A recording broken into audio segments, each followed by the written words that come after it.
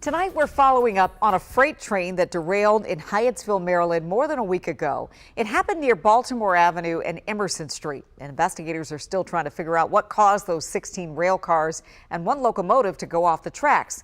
Thankfully, no one was hurt. But Casey Nolan found out there are concerns about the cleanup and the impact this is having on the environment. This train derailment has certainly been a pain for commuters with the road closures it's caused, but city officials tell me they hope that is a short-term problem. The long-term problem that some are concerned about are the potential effects on the environment.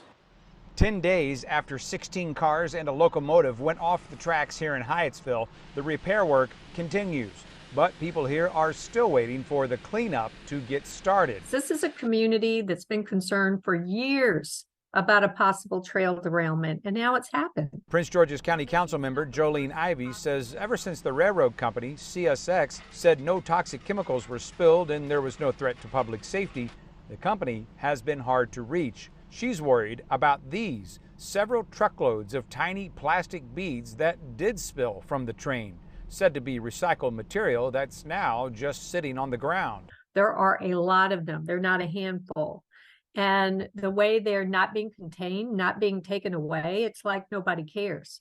Now, those plastic pellets are going to get ground into the soil. They'll be blown into the water. The Anacostia, the tributaries leading to it are right there.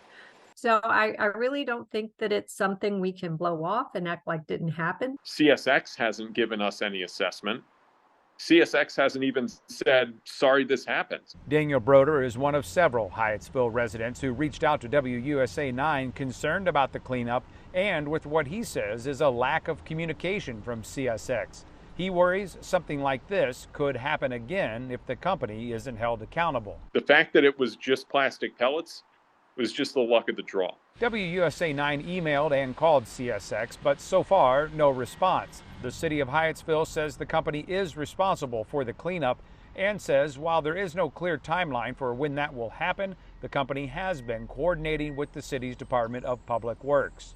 A spokesperson from the city of Hyattsville tells me they expect to get some help from the EPA when an inspector from that agency is scheduled to be here on site on Tuesday to monitor the cleanup.